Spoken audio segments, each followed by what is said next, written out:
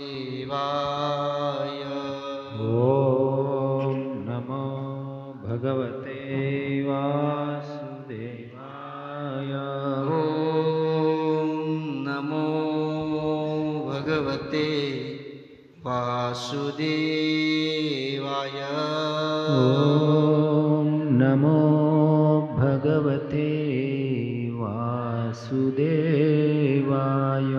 નારાયણં નમસ્કૃત્યં નારાયણં નમસ્કૃત્યં નરં ચૈવ નરોત્તમં નરં ચૈવ નરોત્તમં દેવીં સરસ્વતી વ્યાસં દેવીં સરસ્વતી વ્યાસં તતો જયામુદીરહે.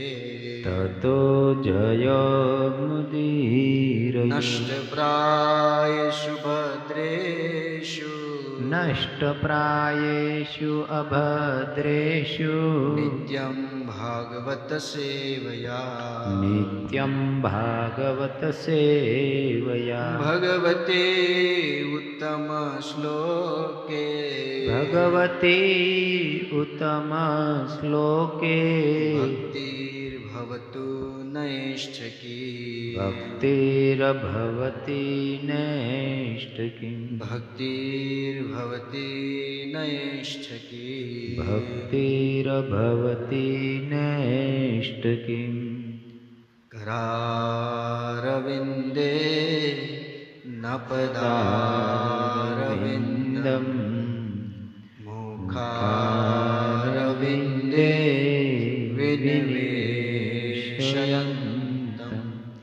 વટશપત્ર શપુટે શયાનં બાલં મુકુંદં મનસા સ્મરામિ.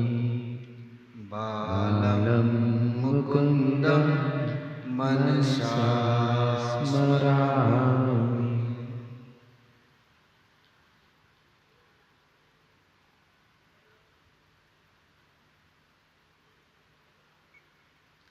હરે કૃષ્ણ હરે કૃષ્ણ હરે કૃષ્ણ કૃષ્ણ કૃષ્ણ હરે હરે હરે રામ રામ રામ હરે હરે.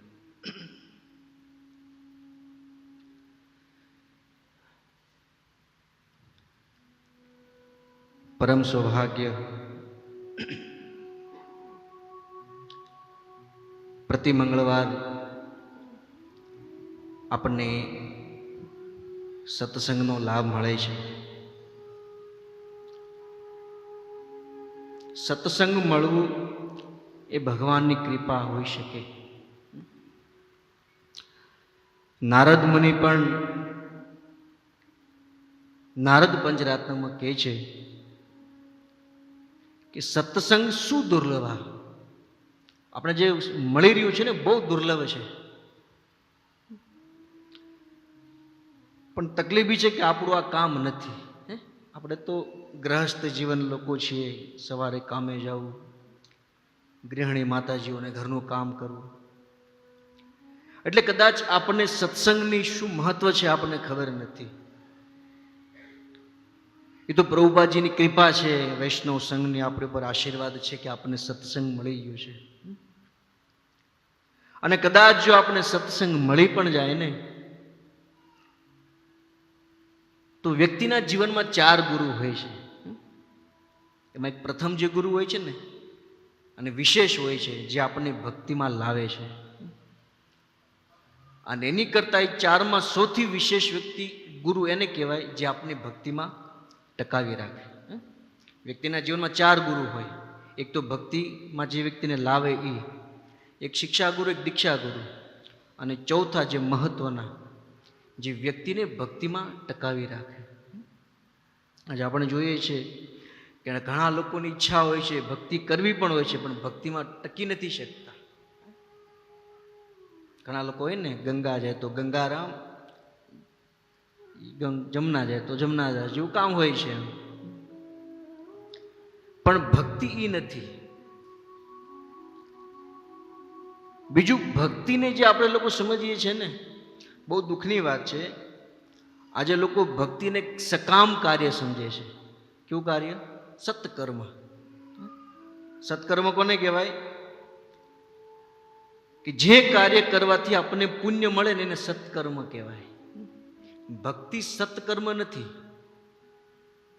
ભક્તિ તો જીવનો વાસ્તવિક જીવી રહ્યો હોય નિત્ય કૃષ્ણ દાસ, જે આપણે નિત્ય કૃષ્ણ દાસ છે ને એનું અભિન્ન અંગ છે. પણ આપણે લોકો શું કર્યું છે?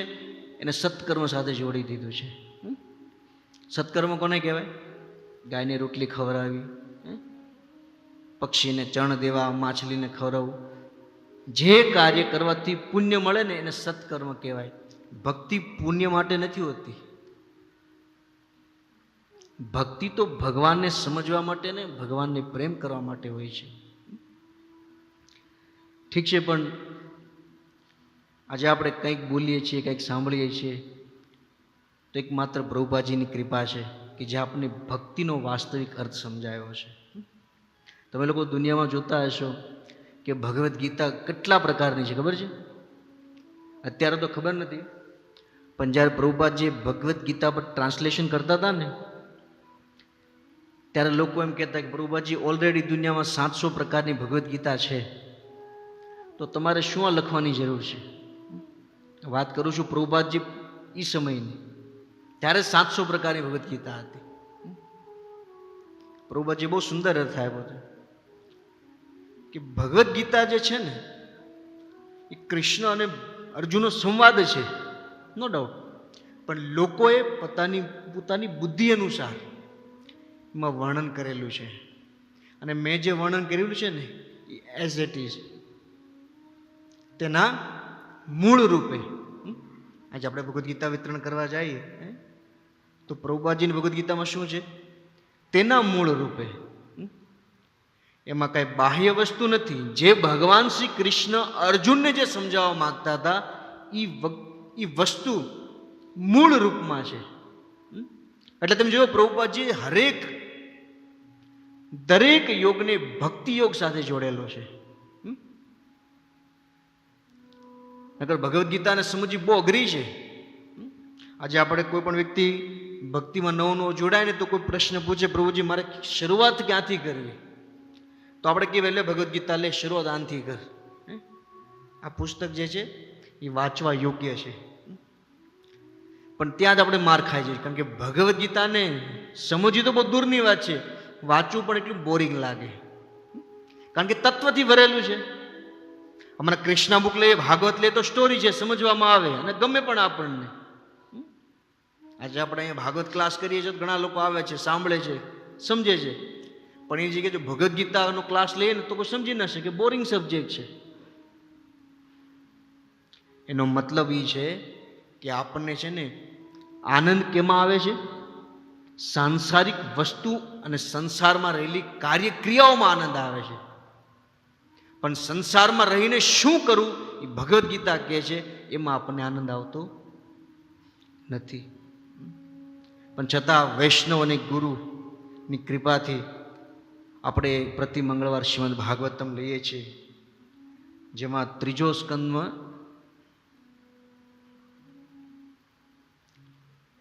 કેટલામો શ્લોક છે મને યાદ નહીં, 3, 4 ને 17. ત્રીજા સ્કંદમાં 4થો અધ્યાયમાં 17મો શ્લોક.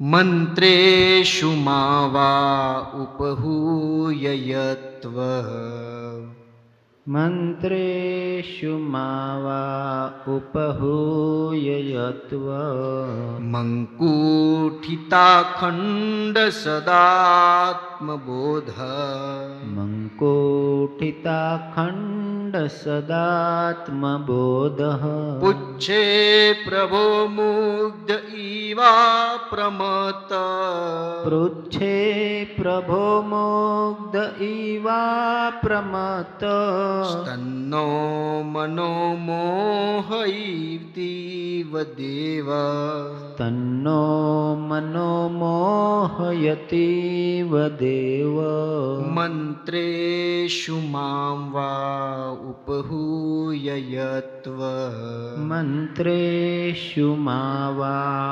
ઉપહૂયયત્વ મકુંઠિતાખંડ સદાત્મબોધ મકુંઠિતાખંડ સદાત્મબોધ પુચ્છે પ્રભો મુગ્ધ ઈવા પ્રમત પૃચ્છે પ્રભો મુગ્ધૈવા પ્રમત તન્નો મનો મોહયતીવ દેવ તન્નો મનો મોહયતીવ દેવ મંત્રેષુ મામ વા ઉપહૂયયત્વ મંત્રેષુ મા વા ઉપહૂયયત્વ મંકુઠિતાખંડ સદાત્મબોધ મંકુઠિતાખંડ સદાત્મબોધ પુચ્છે પ્રભો મુગ્ધ ઈવા પ્રમત પુચ્છે પ્રભો મુગ્ધૈવા પ્રમત તન્નો મનો મોહયતીવ દેવ તન્નો મનો મોહયતીવ દેવ એક પ્રભુજી એક માતાજી મંત્રેષુ મા વા ઉપહૂયયત્વ મંત્રેષુ મામ વા ઉપહૂયયત્વ મંકુઠિતાખંડ સદાત્મબોધ મકુંઠિતાખંડ સદાત્મબોધ પૃચ્છે પ્રભો મુગ્ધ ઇવા પ્રમત પુચ્છે પ્રભો મુગ્ધ ઈવા પ્રમત તન્નો મનો મોહયતીવ દેવ તન્નો મનો મોહયતીવ દેવ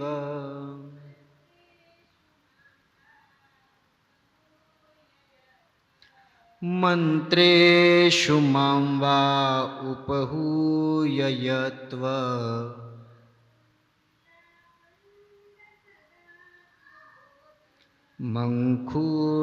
મંકુઠિતાખંડ સદાત્મબોધ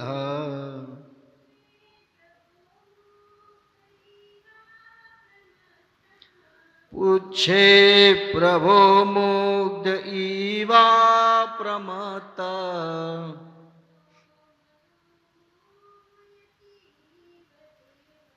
સ્તન્નો મનો મોહયતીવ દેવ. અનુવાદ અને ભાવાર્થ શ્રીલ પ્રભુપાદજી કે ના દ્વારા. હે મારા પ્રભુ, કાળના પ્રભાવથી આપનું શાશ્વત સ્વરૂપ કદી ખંડિત થતું નથી અને આપનું પૂર્ણ જ્ઞાન પણ અસીમ છે. આથી સ્વયં વિચાર વિમર્શ કરવાને પૂર્ણ શક્તિમાન હોવા છતાં જાણે ભ્રમિત હોય એ રીતે આપ મને વિચાર વિમર્શ માટે બોલાવતા.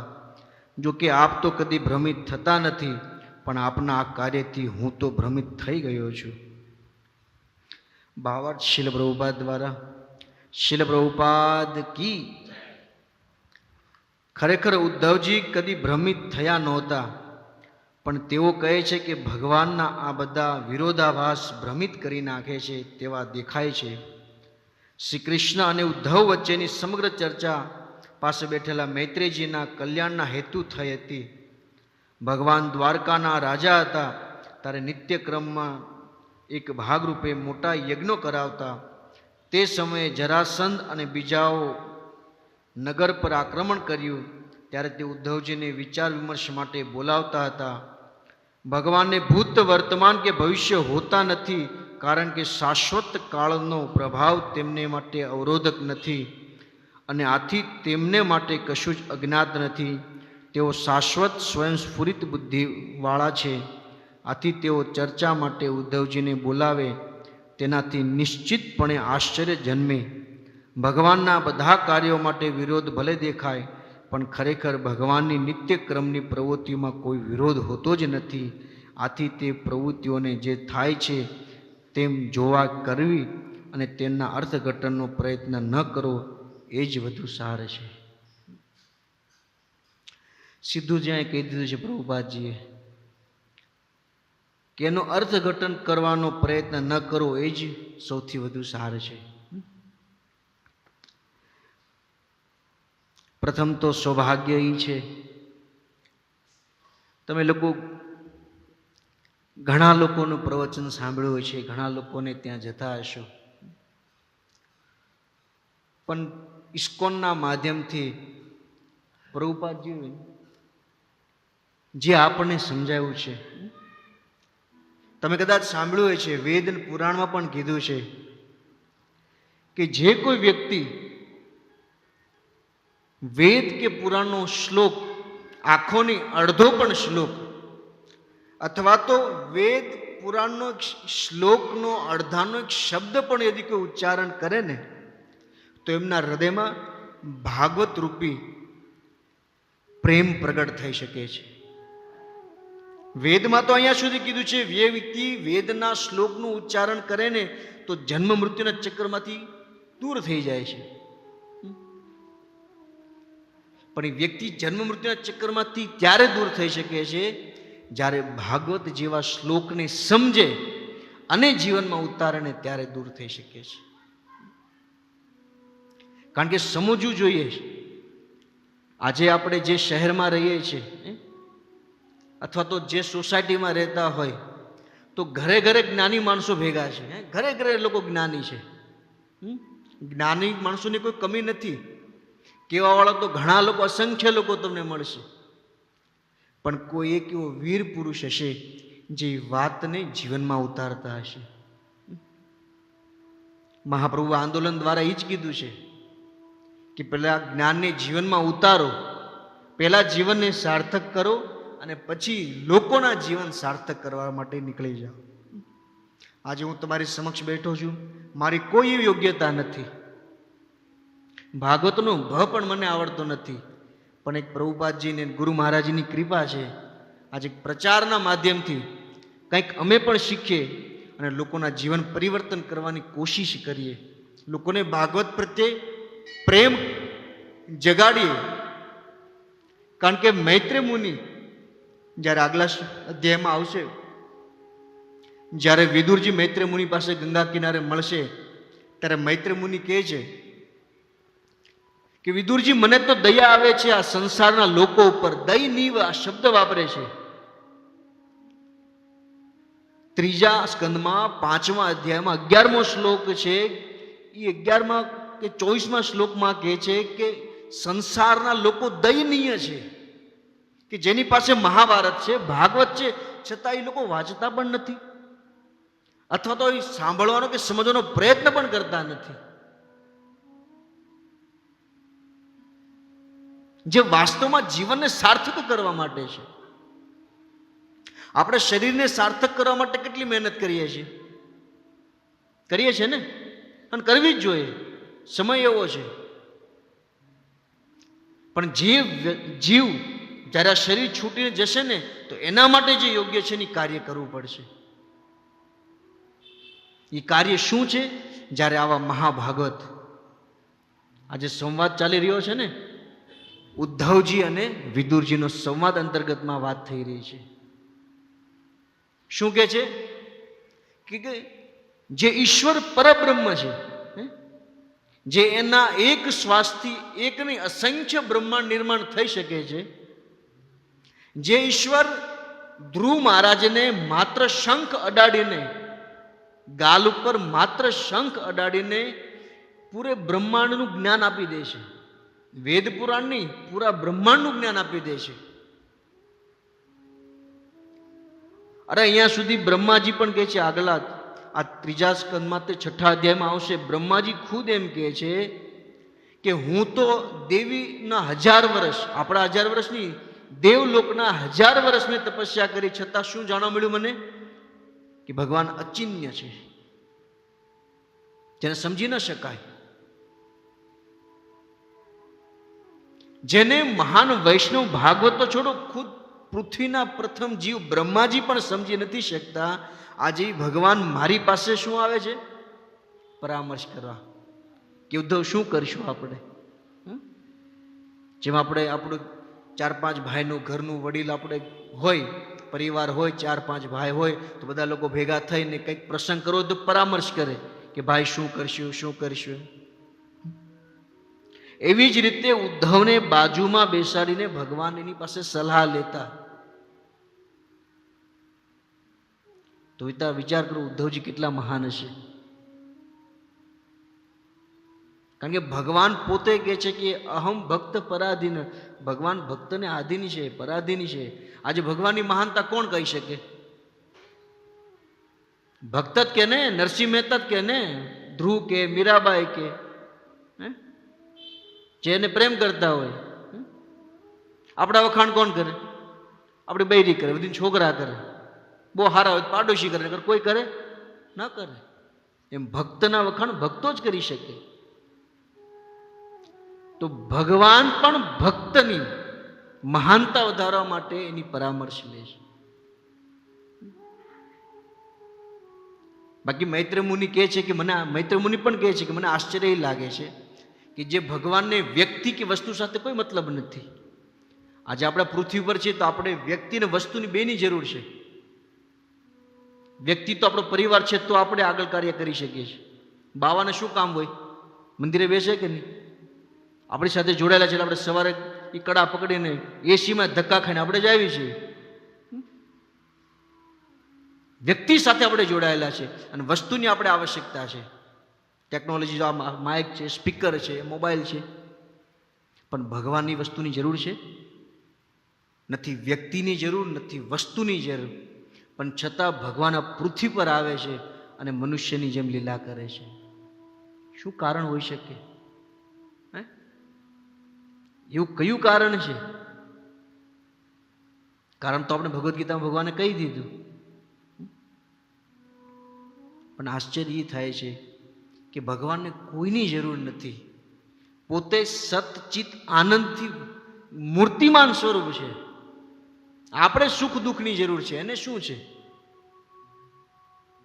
પોતે એક તો સુખના મૂર્તિમાન સ્વરૂપ છે અને એની ડિક્શનરીમાં દુઃખ જેવો શબ્દ છે જ નહીં.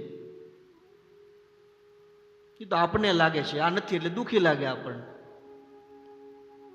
પણ છતાં એ ભગવાન આ પૃથ્વી પર આવે છે અને મનુષ્યની જેમ લીલા કરે છે. કોના માટે? આવા ઉદ્ધવ જેવા ભક્તો માટે. હાલાકી ઉદ્ધવમાં ને ભગવાનમાં કોઈ અંતર નથી. ઉદ્ધવ કોઈ સામાન્ય વ્યક્તિ નહોતા, પોતાને મંત્રીના પદ ઉપર રાખતા હતા ભગવાન. આચાર્યગણ કહે છે કે ભગવાનની ઉત્તરાય પહેરતા. આજે આપણે ગિરધારીના ચરણનું ફૂલ મળી ગયું તો આપણે પડાપડી કરીએ છીએ, મને આપને. પણ ઉદ્ધવને તો ભગવાનના વસ્ત્ર પહેરવા મળતા હતા. એટલા મહાન ઉદ્ધવજી, એની પાસે ભગવાન પરામર્શ લેતા હતા. તો એ ઉદ્ધવજી વિદુરજીને કહે છે કે મને આશ્ચર્ય એમ થાય છે કે મારી પાસે પરામર્શ લેતા હતા. ભગવાનની મહાનતા છે. મૈત્રમુનિ આગળ કહે છે કે ભગવાન કોણ છે? કે જેના ચરણોથી ગંગા નીકળે છે અને ગંગાને હસતા મોક્ષે શિવજીના મસ્તક ઉપર ધારણ કરે છે. અને ભગવાનની વાત નહીં, ભગવાનના ચરણોથી નીકળેલી ગંગાનો કોઈ આશ્રય લે, આપણે લોકો જાય છે ને હરિદ્વાર, એ ગંગાનો પણ કોઈ આશ્રય લે તો જન્મ મૃત્યુના ચક્રમાંથી છૂટી જાય છે. તો ભાગવત અને ભગવાનની વાત તો બહુ દૂરની વાત છે.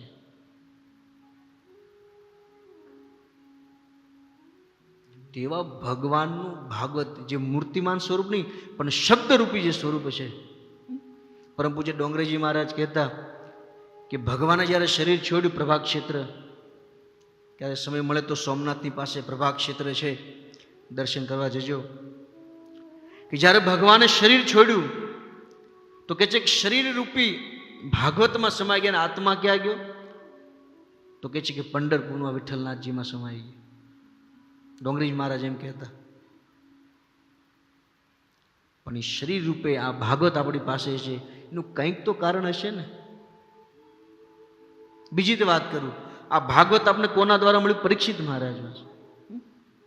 તો વિચાર કરો, જે પરીક્ષિત મહારાજનો જ્યારે જન્મ થવાનો હતો, એના ગર્ભમાં જઈને ભગવાન એની રક્ષા કરી, તો ઓલો કાળો નાગ એને શું મારી શકવાનો હતો? ભગવાન શું રક્ષા ન કરી શકે? કાંઈક તો કારણ હશે ને. આપણી પાસે ભાગવત આવ્યું છે એનું કારણ. આપણે તો એટલા સમર્થ છે નહીં, આપણે એટલા ડાયા તો છે નહીં ભગવાને પ્રગટ થઈને આપણે જ્ઞાન આપે. પણ કંઈક માધ્યમ હોય છે, એક માધ્યમ દ્વારા આપણે ભાગવત મળેલું છે.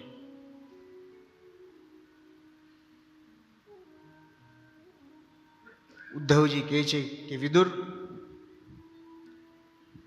આખા સ્કંદમાં ભગવાનની બધી જ લીલાઓને યાદ કરે છે. જે ભગવાન જ્યારે રણભૂમિમાં અર્જુન અને ભગવાન વિશે જે સંવાદ થઈ રહ્યો હતો, જે ભક્ત વિશે અને ભગવાન વિશે જે સંવાદ થઈ રહ્યો હતો, એ સંવાદને સાંભળવા માટે ભીષ્મ પિતા એમ કહેતા કે હે પવનદેવ, હું તમને પ્રાર્થના કરું છું, તમારામાં થોડી મારા પ્રત્યે દયા હોય ને તો અર્જુન અને કૃષ્ણનો જે સંવાદ થયેલો છે ને, એને થોડીક હવા મારી બાજુ આવજો તો મને કંઈક સંભળાય. એની વચ્ચે સંવાદ શું થઈ રહ્યો છે. આજે જ્યારે બે ભક્તો મળે ને તો ભગવાનની કથા કરે તો આપણે ત્યાં બેસીને સાંભળવાનું મન થાય એમ. પણ આ તો સ્વયં ભગવાન અને ભક્તની જે ચર્ચા થતી હશે તો વિચાર કરો કયા લેવલની વાત હશે. આપણે તો સમજી જ ન શકીએ. આપણે વર્ષોથી મંદિર સાથે જોડાયેલા છે, ભાગવત સાથે જોડાયેલા છે, ભગવાન સાથે પણ અને ભક્તો સાથે પણ જોડાયેલા છે. હજી તો આપણે એ પણ ખ્યાલ નથી આવતો કે ભક્તિ આપણે શું કામ કરીએ છીએ. ભક્તિ કરવાનો એક માત્ર અર્થ છે, આપણે કોઈ પુણ્ય નથી જોતું, નિષ્કામ ભાવથી આપણે ભક્તિ કરીએ છીએ. નિષ્કામ ભાવ હોવો જોઈએ. અને ભક્તિ કરીને yadi આપણે કોઈ કામના હોય ને તો એને સકામ કહેવાય. એ કામના છે કે મારે વસ્તુ જોતી છે. પણ ઇતિહાસ ખોલીને તમે જોઈ લો, જે જે ભક્તોએ ભાગવતનું શરણ લીધું છે ને એ બધી કામનાથી મુક્ત થઈ જાય છે.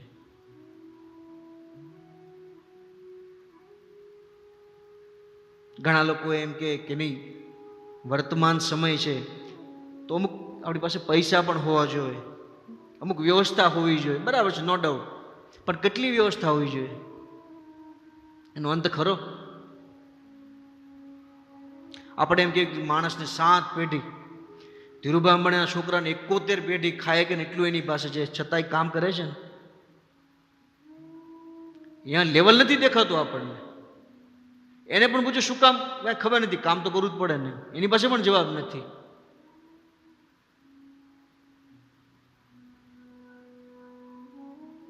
બસ કાગળ ઉપર નામ બદલાતા જાય છે.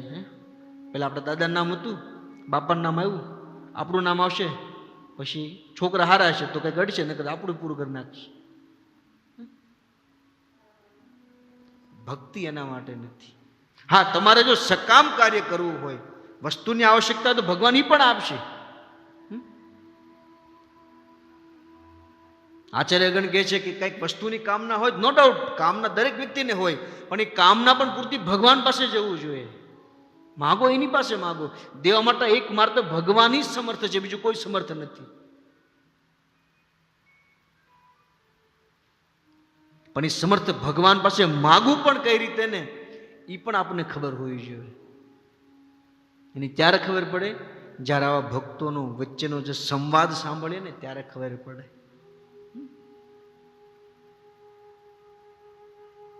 આશ્ચર્ય એ વાતનું હજી પણ આપણે લાગે છે કે ભગવાન લોકો ભક્તો માટે, ખાસ કરીને તો ભક્તો માટે જ આવે છે ને, કે આપણા માટે ભગવાન આવતા નથી.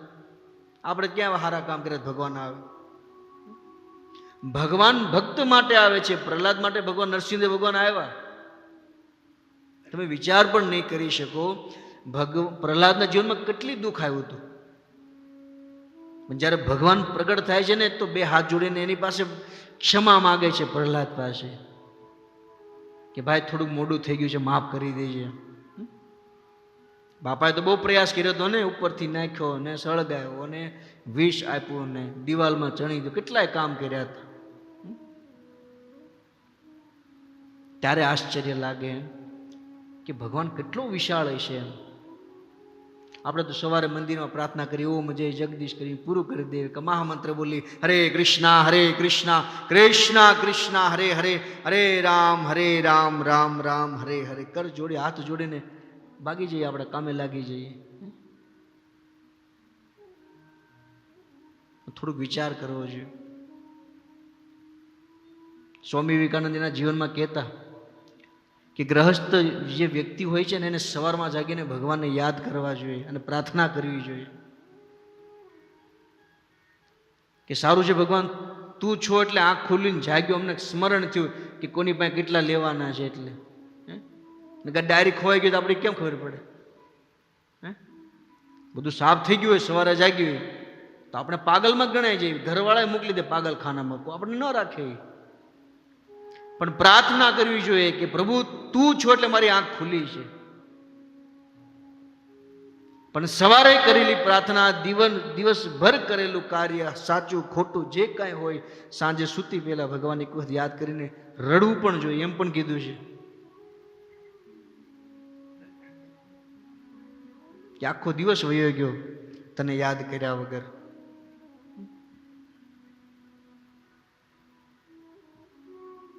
ત્યારે ભગવાનની બધી લીલાઓ આપણને યાદ આવે. તમે જો મહાભારતમાં પાંડવોની કેટલી રક્ષા કરી,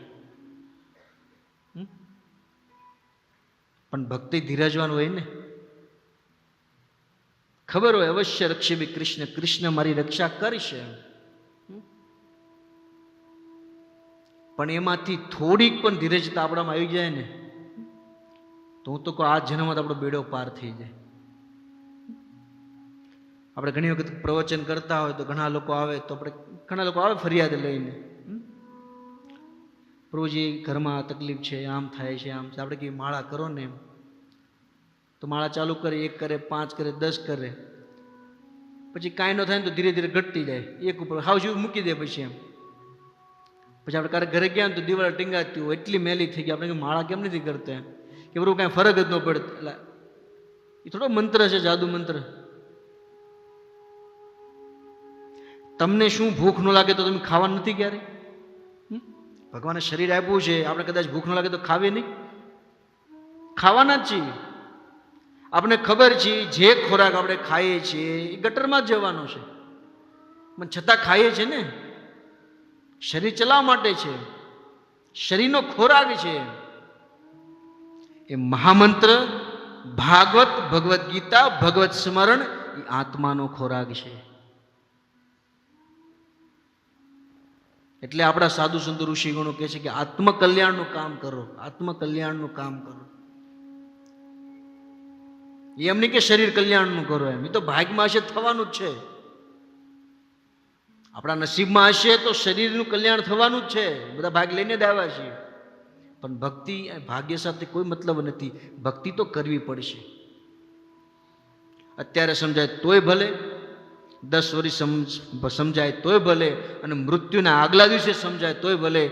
ભક્તિ વગર શક્ય જ નથી, ઇમ્પોસિબલ.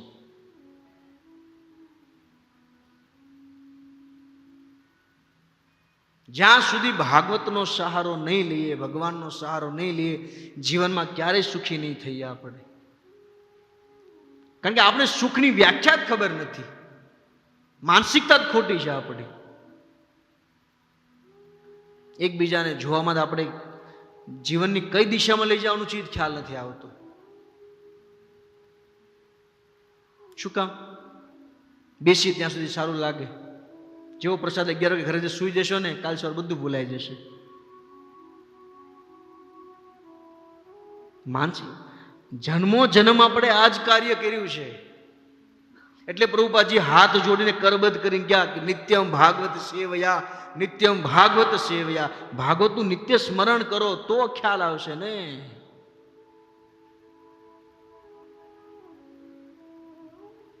નો યાદ રહે તો પ્રયાસ કરો. વોપદેવ પ્રસિદ્ધ કથા તમે જાણો છો. વોપદેવ હાવ ઠન ગોપાલ, કાંઈ યાદ ન રહે, સ્કૂલમાંથી કાઢી મૂક્યા. પણ ધીરજવાન વ્યક્તિ, ભગવાન પર એટલો ભરોસો, એટલો વિશ્વાસ, જે વિશ્વાસની આપણે બહુ મોટી કમી છે. આપણે વિશ્વાસ જ નથી ભગવાન ઉપર. એ વિશ્વાસને કારણે વોપદેવ જંગલમાં જાય છે. અને આપણી જૂની રૂઢી પ્રમાણે કદાચ આપણને ખબર હોય છે, જૂના વડીલોને ખબર છે, પાણી ખેંચતા આપણે કૂવામાંથી પથ્થર ઉપર રસ્સી ઘસાઈ જાય, ખબર છે ને? એ દ્રષ્ટિ ઉપર વોપદેવની નજર ગઈ. અરે ડેઈલી નિત્ય કાર્ય કરીને જો પથ્થરને પણ આ રસ્સી કાપી શકતી હોય તો મારી બુદ્ધિ પથ્થર જેવી તો છે નહીં. કર્યું ભગવાનનું સ્મરણ અને વેદ અને પુરાણનો આશ્રય લીધો. કહેવામાં આવશે જ્યારે મુગલોએ બધા વેદ પુરાણને સળગાવી નાખ્યા ને, ત્યારે આખો સનાતન સમાજ વોપદેવ મહારાજ પાસે ગયા હતા. અને એનામાં રહેલું સ્મરણ શક્તિથી આ વેદનું લિપિબદ્ધ કરવામાં આવ્યું હતું. શ્રદ્ધા, આશ્રય, અને એ આશ્રયને કારણે આ ઘટનાઓ થાય છે. નથી સમજવામાં, ભગવાનની લીલા નહીં સમજાય. ક્યાંથી સમજાય આપણને? શ્રદ્ધા નથી. એટલે હમણાં 2 દિવસ પહેલા સ્નાન યાત્રા ગઈ જગન્નાથજીની. સમજવામાં આવ્યું કે ભગવાન પણ બીમાર પડે. આપણે કોકને કેવી ને કે આ જગન્નાથજી ક્યાં ગયા, કેમ 15 દિવસથી બંધ છે? આપણે કેવી ભગવાન છે ને લીલા કરે છે 15 દિવસ બીમાર થવાની. આવા ભગવાન હોય કે ને? ઘણા લોકો એમ કે આ હું હાલી પડ્યા છે, નવું નાટક લાવ્યા છે. ઘણી વખત એમ થાય જ્યારે આપણે બધા ભક્તો સન્ડે સંકીર્તન કરતા હોય, સવારમાં ધોતી કુર્તા પહેર્યા હોય, તિલક માળા કીર્તન કરતા હોય, તો ઘણા લોકોને એમ થાય હું ધોતિયા પહેરીને હાલતા થયા છે. એમાં એનો દોષ નથી, એને ખબર નથી. એમ આપણે કોઈનો દોષ ન કાઢી શકીએ. આપણે ઈ પરંપરા, સંકીર્તનની પરંપરામાં આપણે છીએ. પછી આપણે એમ સમજીએ કે લોકો શું કહે છે ને આપણે ન કરીએ તો એ આપણો દોષ છે.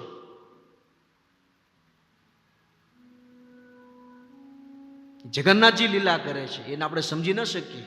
જેમાં ઉદ્ધવજી કહે છે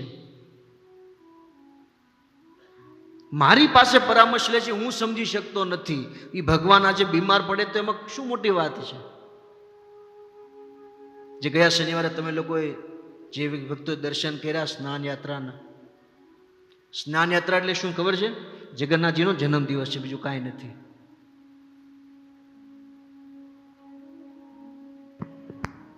ઇન્દ્રદૂપ રાજાને ઈ સમયે, જે દિવસે સ્નાન યાત્રા આપણે કરીએ છીએ ને, એ સમયે જગન્નાથજીના દર્શન થયેલા. અને બહુ ચોંકવાની વાત નથી. બધા લોકો કે જગન્નાથજીનું સ્વરૂપ કેમ આવું છે? એમ ભગવાન ભાવના ભૂખ્યા છે. કેના ભૂખ્યા છે? આપણે ગુજરાતી લોકોને બહુ ખબર હોય ભાવ કોને કહેવાય છે. હે, ભગવાન ભાવના ભૂખ્યા છે ને, એનું મૂર્તિમાન સ્વરૂપ જગન્નાથજી છે. વિસ્તારથી તમને કહું તો ભગવાન 100 વર્ષ સુધી દ્વારકામાં રહેલા. કેટલા વર્ષ? 100 વર્ષ. ગુજરાતીનું સૌભાગ્ય છે. એટલે કદાચ ગુજરાતી લોકો અત્યારે બહુ આગળ હશે, બુદ્ધિશાળી કહેવાય ગુજરાતી. કેટલા કહેવાય તો ઘરવાળાને જ ખબર હોય. ભગવાન 100 વર્ષ સુધી દ્વારકામાં રહેલા, પણ દ્વારકામાં 100 વર્ષ ઐશ્વર્ય સાથે રહેવા છતાં એ ભગવાનને ક્યારેય બ્રજ વૃંદાવનથી ક્યારેય ક્ષણ માટે પણ દૂર થતા નથી. જ્યારે પણ જો ભગવાન ઉદાસ હોય છે, જ્યારે પણ જોવે, જેટલી પણ એક રાણી નહીં, 16,108 રાણી. આ ઉદાસીતા જોઈને રાણીઓને પણ એમ થાય છે અરે અમે ભગવાન પાણી માગે તો દૂધ દેવી છે, અમે પાણી માગીએ તો દૂધ દેવી. એ દૂધ કઈ રીતે? ભગવાન કે મારે દૂધ પીવું છે ને તો કેટલા ગ્લાસ સામે આવી જાય? જેટલી છેલ્લી બધી રાણીનો ગ્લાસ આવી જાય. પગ મૂકે તો ચપ્પલોની લાઈન થઈ જાય. શૃંગારની તો વાત જ ન કરી શકાય. એટલું ઐશ્વર્ય સ્વરૂપ ઐશ્વર્યથી રાજા હોવા છતાં ઉદાસીનતાનું એક જ કારણ હતું, ઉદ્ધવ મને બ્રજ બહુ વિસરે છે. કારણ કે વ્યક્તિ, જો ભગવાન પણ આપણે શીખવે છે કે પ્રેમથી જ વ્યક્તિ જીવન જીવી શકે, પ્રેમ વગર વ્યક્તિ જીવન ન જીવી શકે ક્યારેય.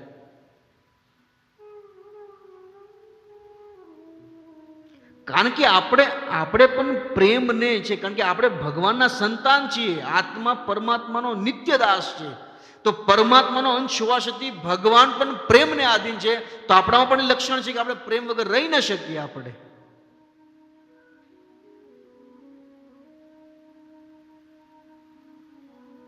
રવિવારે 1 કલાક ઘરે બેસી તો આપણે બેસી ન શકીએ. આપણે કોક જોવે આપણને હળી કરવા માટે, વાતો કરવા માટે.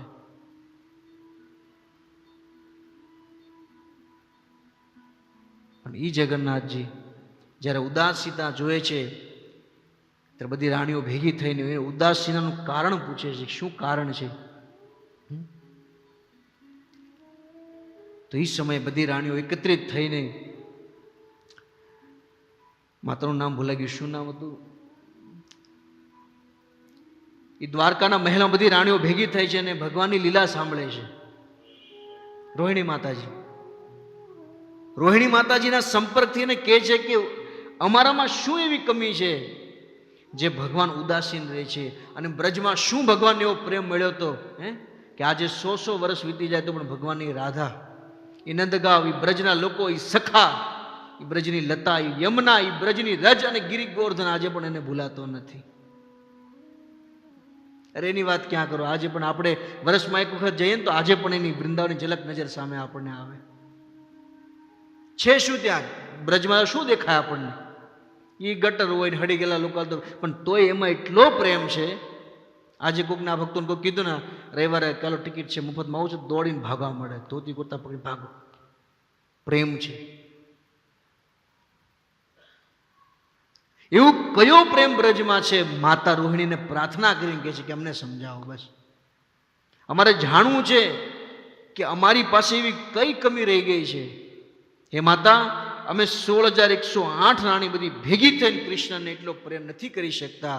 આજે એક રાધા, એક વ્યક્તિ થઈને ભગવાન એટલો પ્રેમ કરે છે. અને દુર્ભાગ્યની વાત એટલી કરીએ કે આ દુનિયામાં કોઈને ભગવત તત્વ વિશે ખબર નથી, અને વિવાદોના બખેડા એટલા કરે ને ત્યારે બહુ દુઃખ લાગે.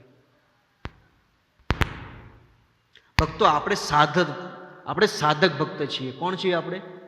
સાધક છીએ. સાધકનું એક જ કામ હોય છે, સાધના કરવી. એ સાધ્ય વ્યક્તિ, સાધ્ય કોણ છે? કૃષ્ણ. એને ભજન કરવું, એને યાદ કરવા, એને પ્રાપ્ત કરવા, એ આપણું કાર્ય છે. વિવાદોમાં પડવું એ આપણું કામ નથી. ખોટા વિવાદોને કારણે લોકોને ગેરમાર્ગે દોરી જાય છે.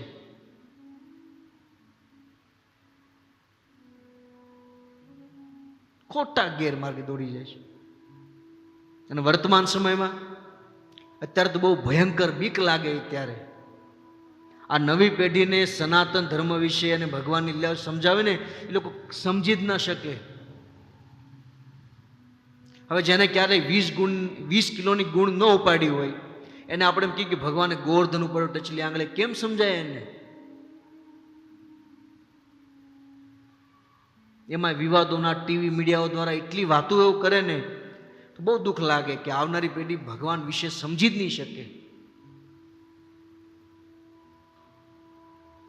વિવાદો ઊભા કરે છે. તો 2 હાથ જોડીને નિવેદન કરું છું, આપણે સાધક છીએ, આપણે સાધના કરાય, વિવાદોમાં પડવું આપણું કામ નથી. હમણાં તે 4-5 દિવસ પહેલા મેં પેપરમાં મીડિયામાં મેં વાંચ્યું હતું, આધ્યાત્મિક જીવનમાં વિવાદ કરવો એ તો બહુ દૂરની વાત છે. ભૌતિક જીવનમાં કોઈ વિવાદમાં નહીં પડતા. તમે પેપરમાં આવતું 2 જણા બાંધતા હતા, ત્રીજો સમાધાન કરવા ગયો, એ ત્રીજો મર્યો. સમાધાન કરવા વ્યક્તિને મારી નાખ્યો આ લોકોએ. હવે પડાય કે વચમાં કોઈને?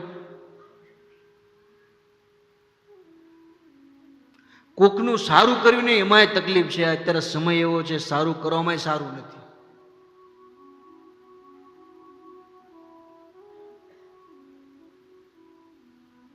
પણ સાધક છીએ, સાધના કરવી જોઈએ.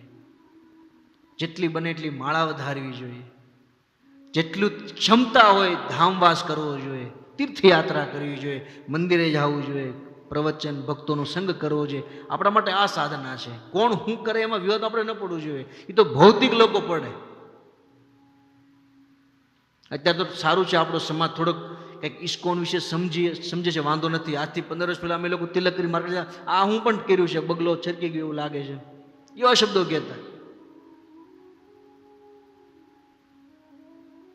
અત્યારે ડર નથી લાગતો. ધોતી કુર્તા પહેરીને બિંદાસ જઈએ છીએ. ત્યારે નવાનો તો ડર લાગતો. મને આથી યાદ છે, આજથી 2008-2009 જ્યારે હું મરીન લાઇન્સમાં અમારો પ્રોગ્રામ ચાલતો, તો હું કપડાં ચેન્જ કરવા, આપણે પેટ્રોલ પંપ હતું ને માર્કેટમાં પાછળ પેટ્રોલ પંપ, ત્યાં બાજુમાં શૌચાલય છે, ત્યાં હું ડ્રેસ ચેન્જ કરવા જતો, ડરતા ડરતા.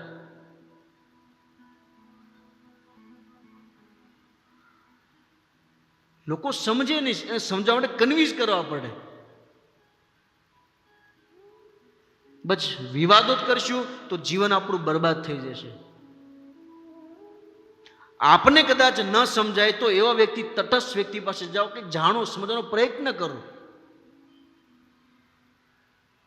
કારણ કે ભક્તિનું મૂળ છે આપણી ભાગવત અને ભગવદ્ ગીતા છે. એમાં એક પણ મને બતાવો તમે, એમાં તમને કોઈ પણ જાતનો સંશય નહીં રહે.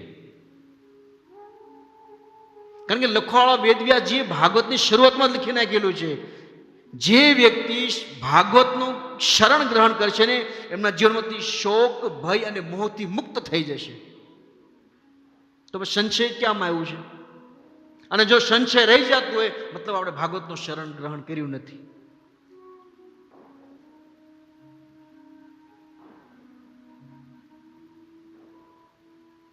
તો એ સંશય દૂર કરવા માટે 1108 રાણી રોહિણી માતાજીને કહે છે. અને પ્રાત કથા બહુ વિસ્તારથી લાંબી છે, ટૂંકમાં કહી દઉં. જ્યારે માતા રોહિણી આ કૃષ્ણ લીલાની જ્યારે વાત કરતા હતા ત્યારે સુભદ્રાને ગેટ પાસે રાખે છે, કહે છે કૃષ્ણને અંદર નહીં આવવા દેતી.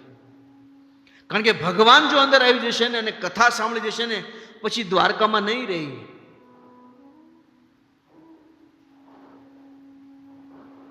કથાનો પ્રારંભ થાય છે, સુભદ્રાજી ગેટ પાસે બેઠા છે, કથાને સાંભળે છે. અહીં અંદર રોહિણી માતાજી ભગવાનના અવતારોની લીલાથી શરૂઆત કરતા, બ્રજ લીલાઓની, ગોવર્ધન લીલાની, રાસલીલા બધી ચર્ચાઓ કર્યા છે. ત્યારે કૃષ્ણ અને બલરામ આવે છે અને સુભદ્રાને એવી અવસ્થામાં જોઈ લે છે તો એને પણ ઉત્સાહ થયો કે મારી બેન ગેટ પાસે ઊભી જોવે છે. શું જોવે છે? તો જોવા જાય છે તો સુભદ્રાજી મના ના પાડે છે. પણ એ સમયે સુભદ્રાજી પણ ભગવાનની કથા સાંભળવામાં એટલા ભાવવિભોર થઈ ગયા હતા તે બાજુમાં કૃષ્ણ અને બલરામ બંને ઊભા રહી જાય છે અને પોતાની જ કથા સાંભળીને ભગવાનની અંદર એવો ભાવ પ્રગટ થાય છે કે બધા શરીરના અંગ પીગળવા લાગે છે, જકડાઈ જાય છે. આપણે તો યોગ શું છે ખબર નથી. યોગ, ભાવ, ભક્તિ અને અંતિમ સમયનો સ્ટેજ છે ને ભાવ ભક્તિ, જેમાં વ્યક્તિ માટે કોઈ કામના નથી, શુદ્ધ બુદ્ધ નથી રહેતી. જેમ સુખદેવ ગોસ્વામી મહારાજ માટે શું સ્ત્રી છે, શું પુરુષ છે, કોઈ કામના નથી, કપડા પણ નથી પહેરતા. એમના માટે એક કૃષ્ણ છે, બસ બીજું કોઈ નથી. એવો ભાવ ભગવાનમાં આવી જાય છે અને શરીર જકડાઈ જાય છે. જે સ્વરૂપ આપણે જગન્નાથજીનું જોઈએ છે ને, જકડાઈ જાય છે. અને એ સમયે નારદ મુનિ ત્યાં આવીને આ રૂપને જોઈ લે છે અને ભગવાન પાસે વરદાન માગે છે કે આ તમારું જે રૂપ છે ને પ્રભુ, દરેક વ્યક્તિને તમારા આ રૂપનું દર્શન થવા જોઈએ. અદ્ભુત રૂપને આપણે જગન્નાથ જો કોક જોઈને એમ લાગે કે આ અધૂરું કેમ મૂકી દીધું છે? પગ નથી, હાથના કઈ ઠેકાણા નથી.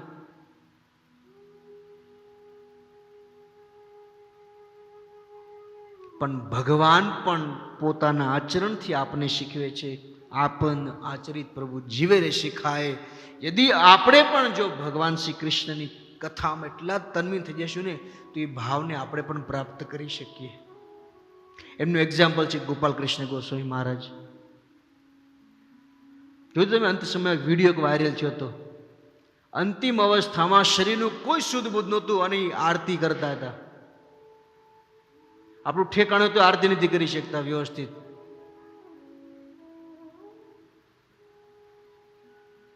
સ્થૂળ શરીરમાંથી સૂક્ષ્મ શરીરમાં આવી ગયા હતા અને અંતિમ સમય સુતા સુતા ભગવાનની આરતી કરતા. શું કામ? જે વ્યક્તિ જીવનભર જે પણ કાર્ય કર્યું પણ અંતકાલે મામેશ ભગવાન વ્યક્તિના અંત સમયમાં જે જીવનભર કરેલું કાર્ય યાદ આવે છે. આજે મહારાજજી એના સૂક્ષ્મ શરીર સુધી પહોંચી ગયા હતા અને એ ભાવને પ્રાપ્ત કરી લીધો હતો અને શરીરના અંતિમ સમયે કોઈ પણ જાતની સુદબુદ્ધ ન છતાં સુતા સુતા, તમે વિડીયો જોયેલો છે ને, કદાચ જોજો તમે, આરતી કરતા હતા. સ્પષ્ટ રૂપે પ્રગટ થાય છે કે યદિ જીવનભર યદિ રાધા ગિરધારીની શરણ લીધી, સેવા કરી, 16 માળા કરી, ભાગવત લીધું, મંગળ આરતી કરી, તો એ ભાવ ભક્તિને આપણે પણ પ્રાપ્ત કરી શકીએ છીએ.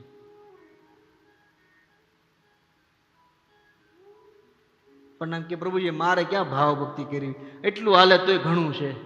અમારે પ્રભુજી કે મંગળવારનો પ્રોગ્રામ ચાલે ને તોય ઘણું છે, ભાવ ભક્તિ દૂરની વાત છે. કેટલા મેસેજ નાખીએ, કેટલા લોકોને કહીએ કે પ્રભુજી કે આવતા રવિવારે સવારમાં 6:30 વાગે આપણે અહીંથી નગર સંકીર્તન કરવું છે, તો કેટલા હોય છે એના જ હોય છે, નવા કોઈ વ્યક્તિ આવે જ નહીં. ભાવ તો પ્રગટ થવાની દૂર, તો બહુ દૂરની વાત છે. જે ભાવ ભગવાન જગન્નાથજીએ પ્રગટ કર્યો હતો, કૃષ્ણએ પ્રગટ કર્યો હતો, એ સ્વરૂપ નારદ મુનિના આશીર્વાદથી, નારદ મુનિની કૃપાથી આજે આપણને કલયુગના આરાધ્ય દેવ ભગવાન જગન્નાથજી. અને આપણું સૌભાગ્ય તો જો મીરા રોડ મંદિરમાં છે જગન્નાથજી, રોજ દર્શન આવે છે. કલયુગના આરાધ્ય દેવ છે. દરેક યુગના એક આરાધ્ય દેવ હોય, એમ જગન્નાથજી કલયુગના આરાધ્ય દેવ છે. કેદારનાથમાં ઉત્થાપન, કેદારનાથમાં ભગવાન જાગે છે, નરનારાયણ. આપણી દ્વારિકામાં ભગવાન વસ્ત્ર ધારણ કરે છે, સુવા માટે રામેશ્વર જાય છે, પણ ભોગ પ્રસાદ માટે તો જગન્નાથપુરી આવે છે. એટલે તમે જો આજે કોઈ જગન્નાથપુરી જાય તો જગન્નાથજીનો પ્રસાદ વખણાય. જગન્નાથપુરીમાં કોઈ ભૂખ્યો ન રહે, પ્રસાદ એટલો હોય. અને શ્રી ક્ષેત્ર લક્ષ્મીજીની કૃપા છે. એ કિચનમાં ક્યારેક જગન્નાથપુરી તમે લોકો ગયા છો ને, આ ભક્તોની કૃપાથી તમે સાંભળ્યું છે, ત્યાં ભગવાનની કૃપાથી જે કિચન વ્યવસ્થા જે થાય છે, ત્યારે આવું ક્યારેક સાંભળીને નજરે જોઈને ત્યારે એમ લાગે કે ભગવાન છે હજી. આપણે અંધવિશ્વાસમાં નથી રહેતા.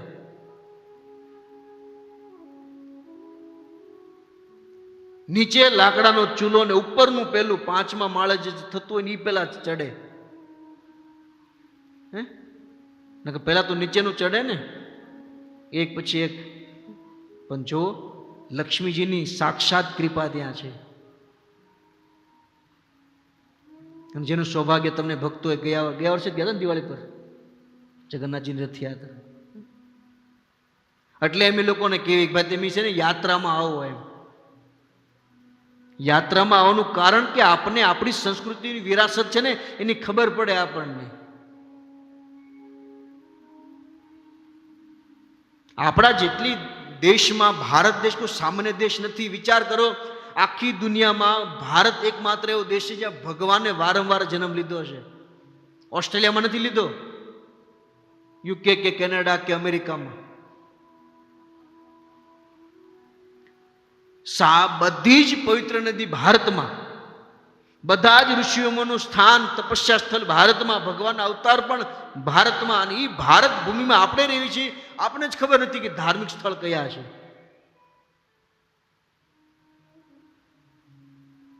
પણ ભક્તોના માધ્યમથી, ભક્તોના સંગમાં રહીએ ને તો દર વર્ષે યાત્રાના માધ્યમથી આપણી ધાર્મિક સ્થળમાં જવા મળે. કદાચ તમે જાશો ને, એકલા જશો ને તો ડેલે હાથ દઈને પાછા આવશો, એના ખબર નહીં પડે ને શું છે. પણ ભક્તોના સંગમાં જશો ને તો કાર્ય શું થાય ખબર છે? એક તો ભક્તોનો સંગ મળશે, ભગવાનનો પ્રસાદ મળશે, અને સૌથી વિશેષ વાત, જે સ્થાન ઉપર જાઓ છો ને એ સ્થાનનું મહત્વ તમને સમજાવવામાં આવશે.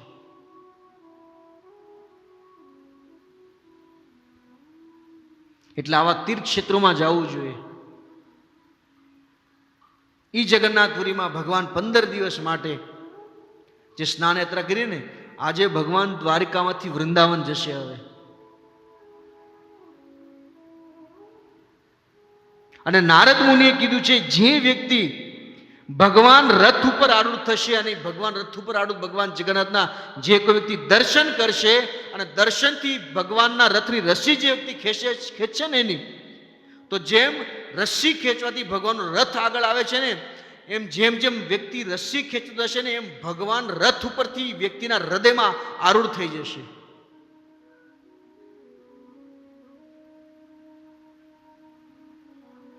પરમાત્મા રૂપે ભગવાન આપણા શરીરમાં છે જ, પરમાત્મા રૂપે ભગવાન આપણા શરીરમાં છે જ, પણ પરમાત્માએ જે ભાવ સ્વરૂપ લીધું છે એ ભાવ આપણા હૃદયમાં સમર્પિત થશે. અને એ ભાવ લઈને જ્યારે આપણે ભક્તોના સંગમાં ભગવાનના દર્શન કરશું ને, તો આપણે ઉચ્ચ કોટીનો ભાવને પ્રાપ્ત કરી શકશું. જે ભાવ આપણે આ ભૌતિક સંસારમાં સુખ દુઃખની જે ભાવના છે ને, એનાથી મુક્ત કરી દેશે.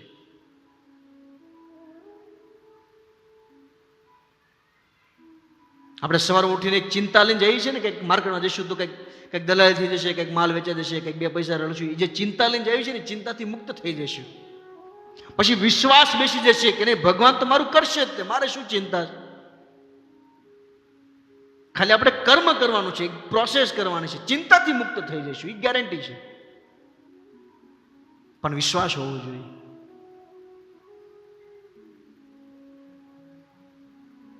તો આવતી 7 તારીખે ભગવાન જગન્નાથજી, અને વિશેષ કૃપા તો તમે જુઓ, આપણા મીરા રોડ મંદિરમાં દર વર્ષે રથયાત્રા થાય છે. જે રથયાત્રામાં ભાવપૂર્ણ ભગવાનનો રથ ખેંચવામાં આવે છે. અને સૌથી વિશેષ મહત્વની વાત એ છે, જે રથયાત્રામાં જે વ્યક્તિ કીર્તન કરે ને, એ કીર્તન કરવાળા વ્યક્તિ પર ચૈતન્ય મહાપ્રભુની વિશેષ કૃપા હોય છે. હું તો એક તુચ્છ સામાન્ય અજ્ઞાની માણસ છું. ક્યારેક કોઈક વિદ્વાન આવે તો એના વિશે મહાપ્રભુની રથયાત્રા વિશે સાંભળજો. શું મહાપ્રભુએ એ રથયાત્રામાં કીર્તન કરેલા છે? અમારા ગુરુ મહારાજ વારંવાર કહેતા, આ ભૌતિક સંસારની માયાની સામે નાચવા કરતા ભગવાન સામે નાચશો ને, તો પણ ભગવાનની દ્રષ્ટિ તમારી પર પડી જશે. અને દયાળુ તો તમે જો, જગન્નાથજી, એને ખબર છે આ કારો મારા દર્શન કરવા નહીં આવે. ભગવાનને આપણી પર દયા કરીને મંદિરમાંથી બહાર આવે, દર્શન દેવા માટે આવે છે.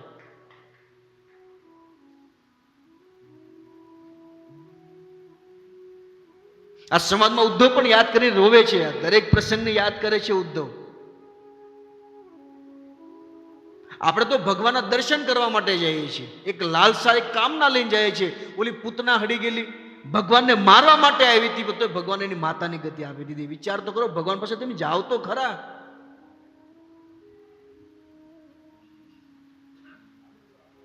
પણ આપણે ભગવાનને અને ભગવાનના ભક્તોને સમજવા બહુ અઘરા છે. ઉદ્ધવજી એ જ કહે છે ને, નથી સમજી શકતો. મુગ્ધા મતલબ આશ્ચર્યજનક છે.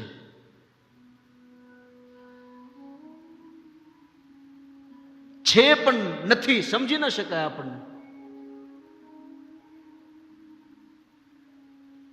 જે ભગવાનની રાજસૂય યજ્ઞમાં પ્રથમ પૂજા કરવામાં આવે છે, એ જ ભગવાન રાજસૂય યજ્ઞમાં આવનારા મહેમાનના ચપ્પલ ઉપાડે છે. કેમ સમજાય આપણને?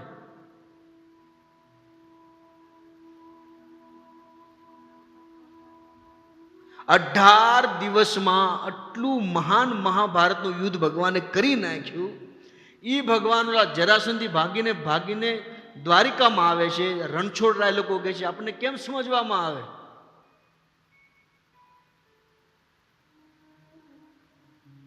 કારણ કે ભગવાનની અદ્ભુત લીલા છે, એમાં કોઈ શંકા ન કરાય આપણે.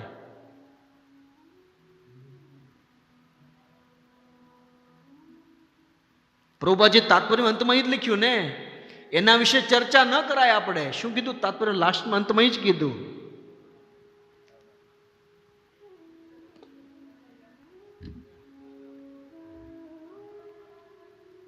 તાત્પર્યમાં શું કીધું પ્રભુપાદજીએ? કે છે તેમના અર્થઘટનનો પ્રયત્ન ન કરવો એ વધુ સારું છે.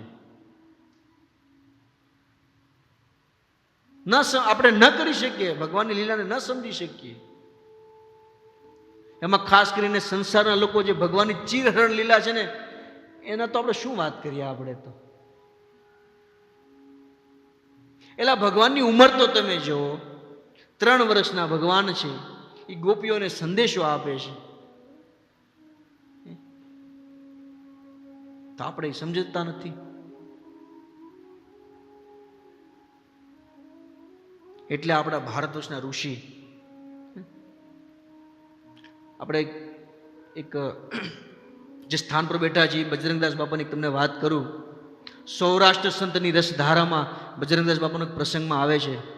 ગોવિંદ નામનો કોઈ ભગત હતા, એને કે જ્યારે એને સમસ્યા હતી ત્યારે બજરંગદાસ બાપા એમ કહેતા હતા, એ ગોવિંદને કહેતા, ગોવિંદ આચાર વિચાર અને વ્યવહાર કરીને જીવન જીવવું જોઈએ. જ્યારે માથે થઈ ગયું હતું ને ત્યારે આ શબ્દ એને કીધા હતા, આચાર વિચાર અને વ્યવહાર. વિચાર કરવો જોઈએ અને વ્યવહાર સારો કરવો જોઈએ. અને આચાર એટલે સમજદારી પૂર્વક. એ આ ચાપડો થાણું નહીં, ખાવાનું બગાડે.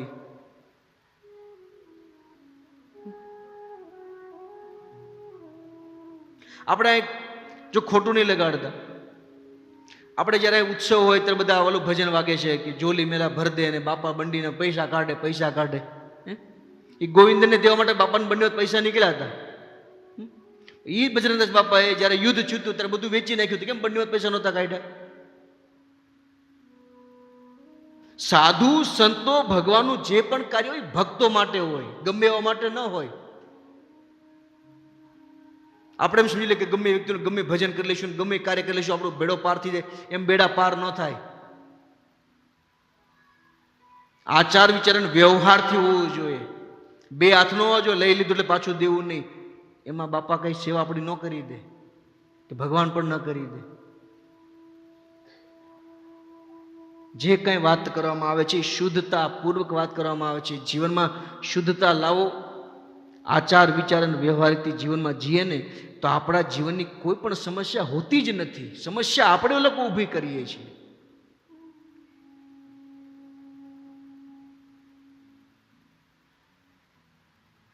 એટલે બધા જ ભક્તોને નિવેદન છે કે 7 તારીખે જ્યારે રથયાત્રા આવે ને, બધા લોકો રથયાત્રામાં આવે છે અચૂક, નો ડાઉટ. ભગવાનની આરતી પણ ઘણા લોકો કરે છે, સેવા પણ કરે છે, કીર્તન પણ કરે છે, ભગવાનનો રથ પણ હાંકે છે.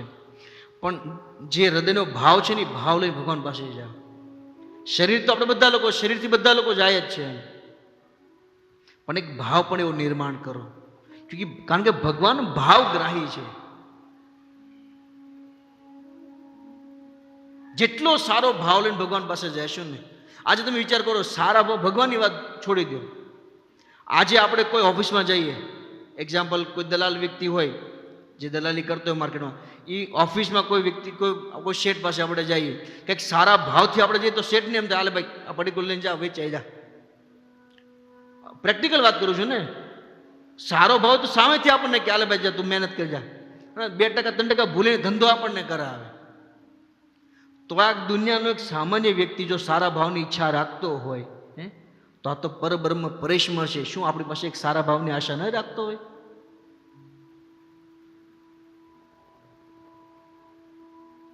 પણ આપણી સમસ્યાઓ ખબર છે, શું કરવાનું છે ને એ ભૂલી જઈએ છીએ. આપણે કેતો તો કેતીમાં શું કરવાનું આપણે ભૂલી જઈએ છીએ, ત્યાં આપણે માર ખાઈ જઈએ.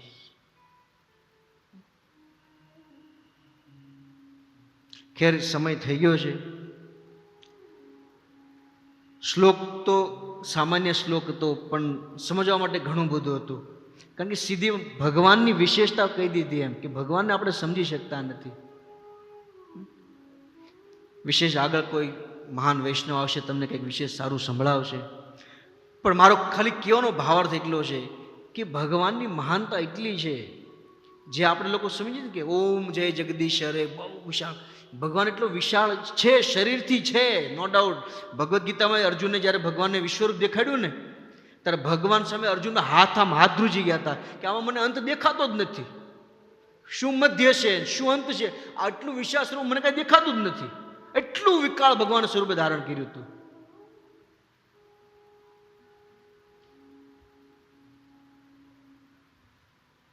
મથુરાની જેલમાં ભગવાન પણ નહીં, ચતુર્ભુજ રૂપમાં પ્રગટ થઈ ગયા હતા. તો દેવકી કે ના ના ના, થોડા નાના થો કે લાડ થાય એમ, આમાં તો મને બીક લાગે. આપણે બેઠા હોય કોઈ 4 હાથવાળો માણસ હોય આપણે બીક લાગે કે નહીં? આપણને 2 હાથ તો માણમાં 4 હાથવાળો બીક ન લાગે આપણને? એમાં કાળો આવ્યો હોય તો શનિદેવ જ લાગે આપણને, પાછો મંગળવાર પાછો ભય લાગે ને. પણ જ્યારે ભાવ નિર્માણ થાય ને ત્યારે શોક ભય से મુક્ત થઈ જઈએ આપણે. એ ભાવ પ્રગટ કરવા ઉદ્ધવજી વિદુરજીને કહે છે. આગળ આવશે વિદુરજીને ઘણી બધી વાત કરતા કહે છે કે હું કહી નથી શકતો વિદુર, હું તમને કંઈ કહી નથી શકતો, કારણ કે હું સામર્થ્ય નથી, કારણ કે ભગવાન મને છોડીને વયા ગયા છે. વિદુરજીને નહોતી ખબર, યા ઉદ્ધવે કીધું ત્યારે ખબર પડી, કારણ કે તીર્થાટન કરવા માટે વહી ગયા હતા. કોઈ ક્ષમતા નથી. વ્યાજા છે બદ્રીનારાયણમાં તપસ્યા કરી. વિચાર કરો તમે, ઉદ્ધવજી જેટલા મહાન ભક્ત છે, ભગવાન જેવા દેખાય છે, ભગવાન સાથે રહેલા છે, એને પણ ભગવાન આદેશ આપ્યો કે તું નર નારાયણ દેવતા પાસે જા અને ન્યાજન તપસ્યા સાધના કર. જો એને સાધના કરવી પડતી હોય તો આપણે તો કોણ? સાધક છીએ. સાધના કરો, જ્યારે સમય આવશે ભાવ પ્રગટ થશે, ગુરુ અને ભગવાનની કૃપા થશે, આ જીવન આમનામ બદલાઈ જશે, ખબર પણ નહીં રહે. હરે કૃષ્ણ, હરે કૃષ્ણ, હરે કૃષ્ણ, કૃષ્ણ કૃષ્ણ હરે હરે, હરે રામ, રામ રામ, હરે હરે. શીલ પ્રભુપાદ કી